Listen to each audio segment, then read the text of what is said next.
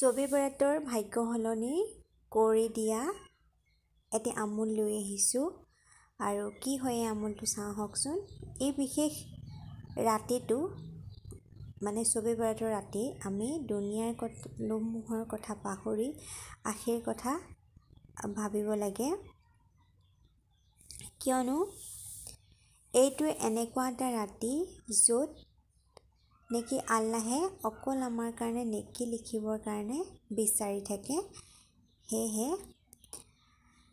আপোনাৰ মনত যদি এনেকুৱা এটা আশা আছে যিটো কবুল হোৱা নাই, তেনেস্থলত এই এটা মই বিশেষ আমোল লৈ আহিছোঁ, তেনেহ'লে আপোনালোকে এই আমোলটো কৰিব পাৰে।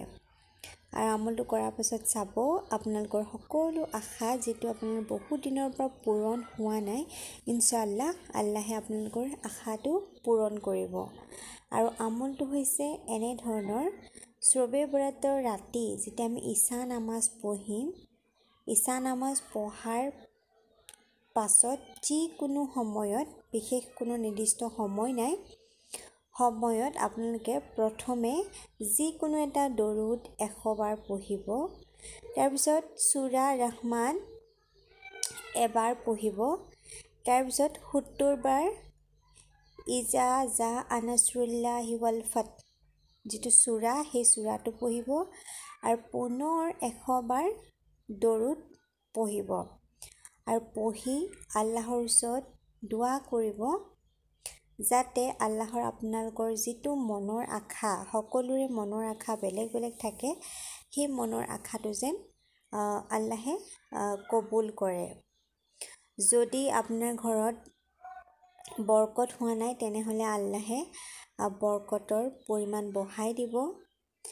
যদি বোলে আপুনি ঋণত ডুবি আছে, আপোনাৰ বহুতখিনি যদি ঋণ আছে, তেনেহ'লে আল্লাহে আপোনাক ঋণ পৰিশোধ কৰাৰ ক্ষমতা দিব। মুঠতে আপুনি যি আশা ভাবিয়েই এই আমলটো নকৰক কিয়, চাব আল্লাহে আপোনালোকৰ সকলো মনৰ আশা, মানে আপুনি যিটো আশাত লৈ এই দোৱাটো পঢ়িব, এই আমলটো কৰিব, আল্লাহে সকলোখিনি কবুল আৰু মঞ্জুৰ কৰিব। যিহেতু ছবে বৰাত আমাৰ আহি আছে, সেইকাৰণে আশা কৰোঁ আপোনালোকে ভিডিঅ'টো চাব।